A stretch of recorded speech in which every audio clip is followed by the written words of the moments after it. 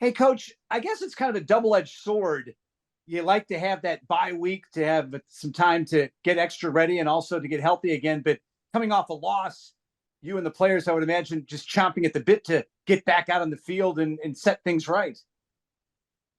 Yeah, I think the bye weeks in terms of the competition piece of it are always really tough, no matter where they come. And sometimes the bodies need it, and sometimes the minds need it. But you always, whether you're coming off a win or a loss, you want to play ball, you want to compete, you want to be able to have an opportunity to do those things. So we don't make up the schedule, but they tell us where, when, and where we got to play, and we'll be ready. What have you liked about what you've seen from the team on some of the different topics we've been talking about over the last week or so, getting ready for Wagner? Yeah, I think it's the same thing that we talked about last week, is the resolve. It's just guys that come out to practice with a sense of urgency about getting better and doing everything they possibly can be to be 1-0. And I think they've attacked everything that we've asked them to do in terms of the training, taking care of their bodies, and then obviously go out there and practice at a really high level. I think they've risen to the occasion in terms of that, just like they have since January, to be honest with you. What jumped off the video from the Fordham game when you looked at Wagner actually playing? Shoot, I was really impressed with what they did offensively. I think schematically, they do some great things to get the ball to their playmakers. I thought they obviously they got a new offensive coordinator. I thought he did a great job finding out what Fordham was giving them and then taking that over and over again and taking some advantage of it. I mean, they obviously threw the ball for 344 yards, had several explosive plays, and I think they've got some talented playmakers as well. So we obviously got to be ready to play great defense on Saturday. Thanks, Coach. Yep, thank you, Scott. Wags.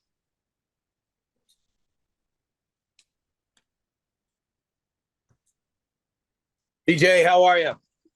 Good, Wags. How you doing? Great. So a lot of people might describe this as a get-right game, a chance to get yourself fixed. Some thoughts as to what you'd like to see out of this defense in this game. Yeah, I think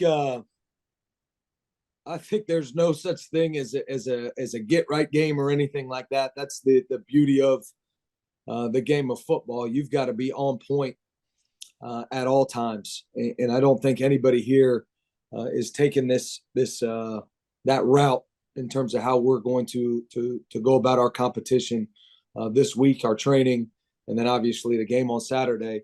But what I want to see from the defense is I want to see guys playing with elite. I want to see us get 6.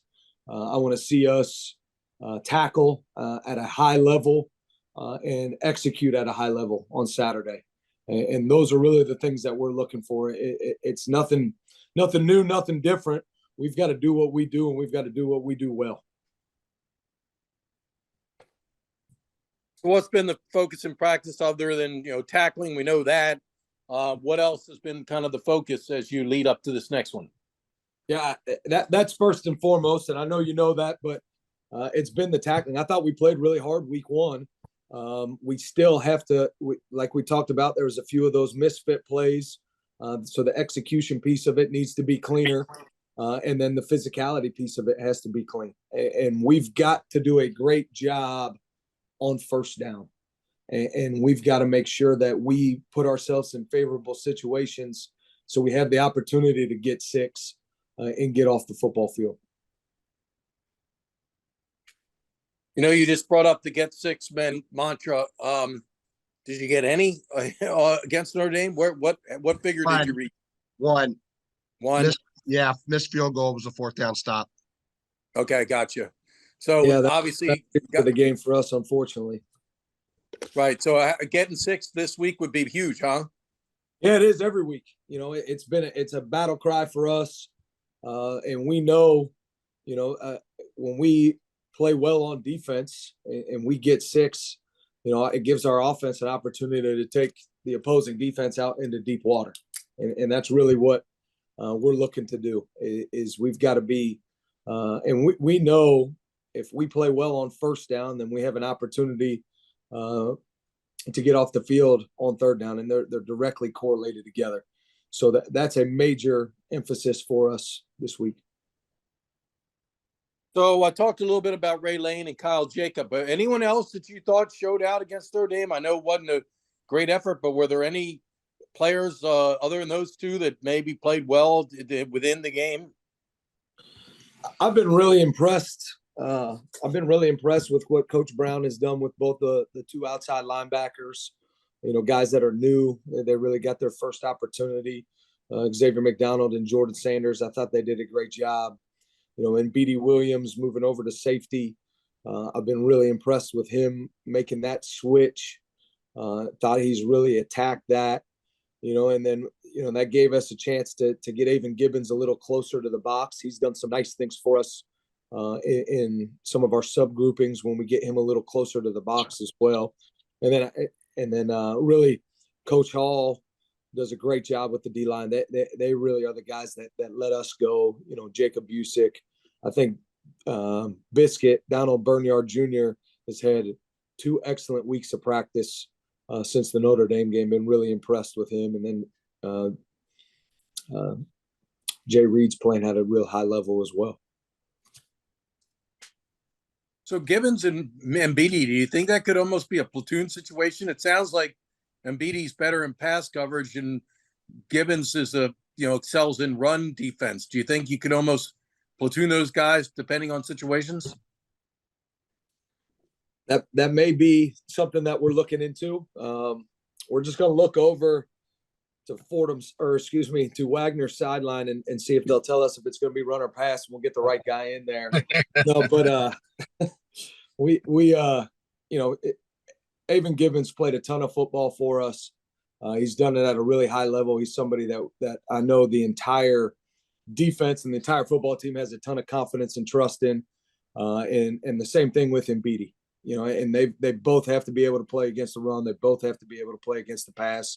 You know, and when you have depth at a position, it allows us to crank up, you know, our eat. Yeah, and just the level with which we play football in terms of pursuing the football, topping off, making sure that we're playing to our standard in terms of in terms of the effort piece of things. PJ, it's your job to figure out whether it's run or pass. Yeah. Before it happens.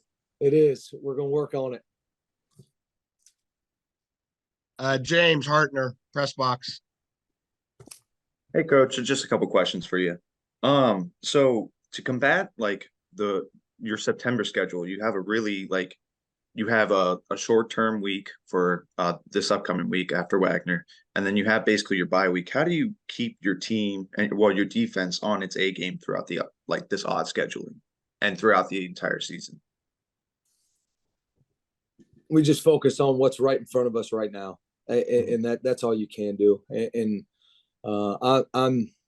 I'm as straightforward and black and white as you may find in this profession. It's not a cliche or anything like that. Like the main focus right now for us is to go have a great 3 p.m. meeting here and a phenomenal work Wednesday practice. And whether it's the Green Bay Packers on the schedule or somebody else, we've got to just make sure we're focused on what's in front of us right now and doing the best of our ability to make sure we're 1-0 in whatever environment that we are in that day. And that's been the message from day one, and that will continue to be the message as we move forward. Okay. And then going to the Wagner game, I just want to talk a little bit more about the passing game that Wagner gave. Sure. What I was looking at is their quarterback, Steven Drewski, I think that's how you say his name. He threw, like you said, for 334 yards on 19 completions. What are some strategies that your defense will bring towards the deep ball or even the short passing game where it's like a short run or a short pass into some extra yards?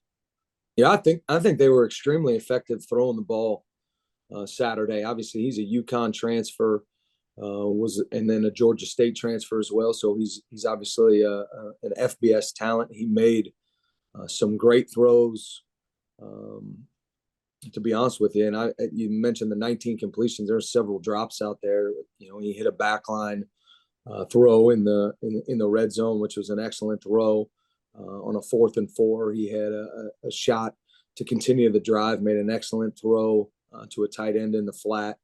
I thought they were very dynamic in the passing game, and it makes it a challenge for us defensively because of the multitude of things that they do in terms of throwing the ball. And they're not afraid to press the ball down the field. They're not afraid to hit the intermediate throws.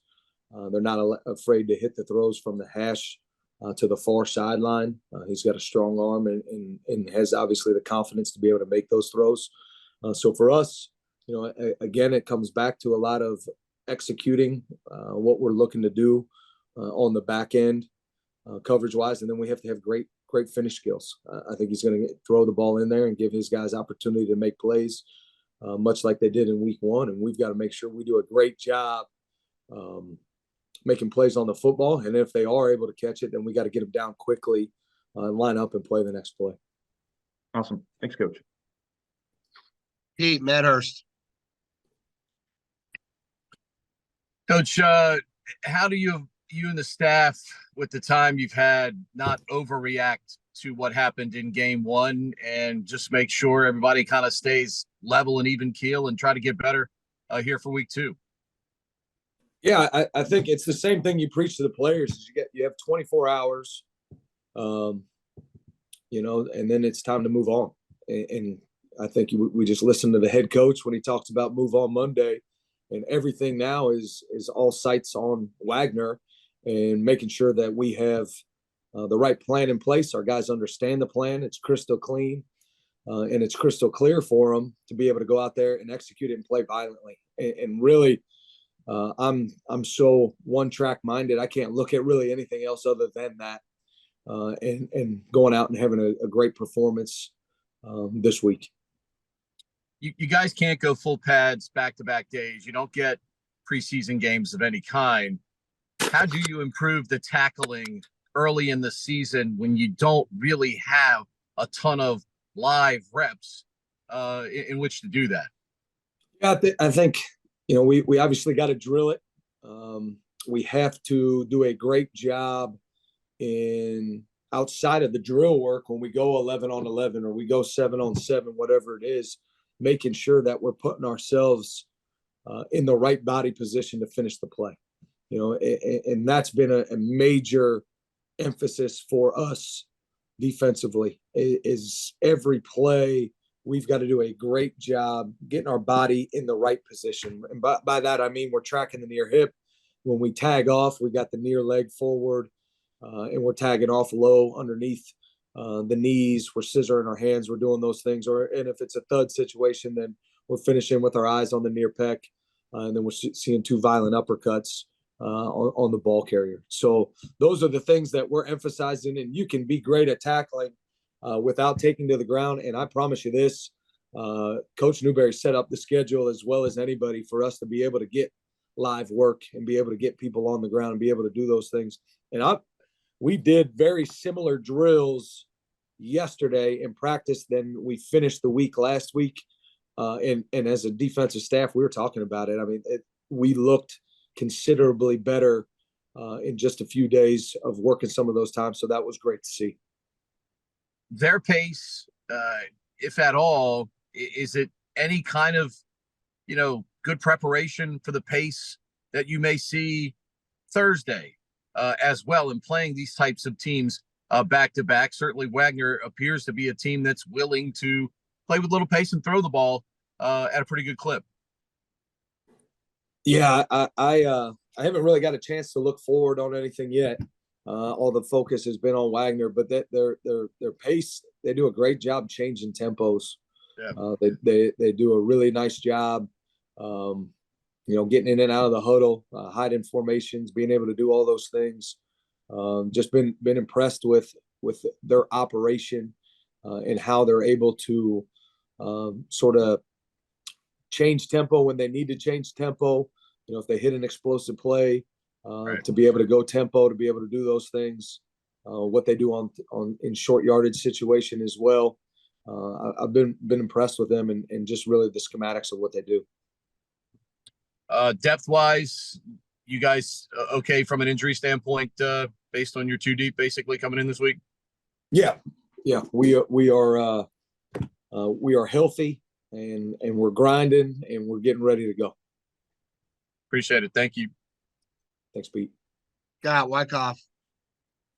Coach, what's it been like working with Coach Wimberly, and how is he your voice on the sidelines during the game with the players while you're up in the box? Yeah, I mean, he's awesome. Like I knew he was going to be a great football coach because he's a great person, number one. But his work ethic, his attention to detail has far exceeded my expectations. I mean, I could not speak more highly of Brent Wimberly and the work that he's done. He's in all the meetings. He's got a great rapport with the guys. He coaches his tail off with them. He sees the game the same way that I see it. So we're able to communicate extremely well. And I'll be honest with you, he makes my job a heck of a lot easier. Like he sees things that may come up that maybe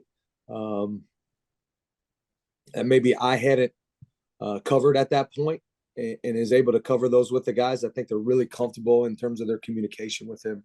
I've just been thoroughly impressed with him. I knew he was going to be good, but he's been exceptional. And finally, for me, you've seen every play, every practice for Rayon Lane at the Naval Academy. As he's progressed and matured, you must be proud of what he has made himself as both a member of the brigade and a leader on the defense. He's, extremely proud of Ray. He's practicing at a high level. I think Coach Lewis has done a great job building that relationship with him. I think there's a certain level of confidence and trust there that really enables him to go out there and execute at a high level at practice. And to be honest with you, he had one of his best practices of his career yesterday. I've just been really, really impressed with Ray, how he goes about his work. And I think that the guys around here, when he speaks, especially in the defensive back room, everybody perks up a little bit and listens because they know he's going about his business in the right way. And it must be great, too, to have a guy with instincts. I would imagine that's not a lot you can teach when guys got instincts like Rayon. Yeah, my first coaching job, the offensive coordinator, I was the running backs coach at the time, and he said, there's two types of guys that'll never play around here: guys that never do as they're told, and guys that only do as they're told. And that's what he's talking about. He's talking about you have to have great instincts to be a great football player.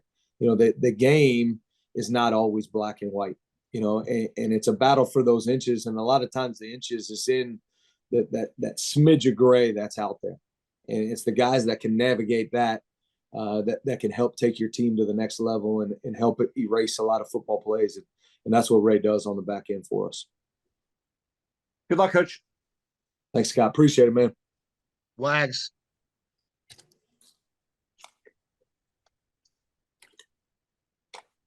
So I just kind of looking ahead of, you got a short week after this game. Anything in particular that you got to do right? Is it with a quick turnaround having to play on a Thursday night? Yes, it is a quick turnaround. We'll handle that when we get there. I'm not looking forward by any stretch of the imagination. Like I mentioned earlier, it's just about having a great 3 p.m. Meeting right now and then getting out there for work Wednesday practice. Coach, you talked about guys battling for positions. Everything was open. Anticipating any changes on the defensive side of the ball, PJ? There's some guys moving up the ladder. I don't know right now if they've unseated guys in terms of starters, but I've been really impressed with a large amount of guys that were 2s and 3s going into the game one. And we talk about obviously personnel quite a bit. In terms of unseating guys, there's a couple guys that are right there. We'll see how the week continues to play out.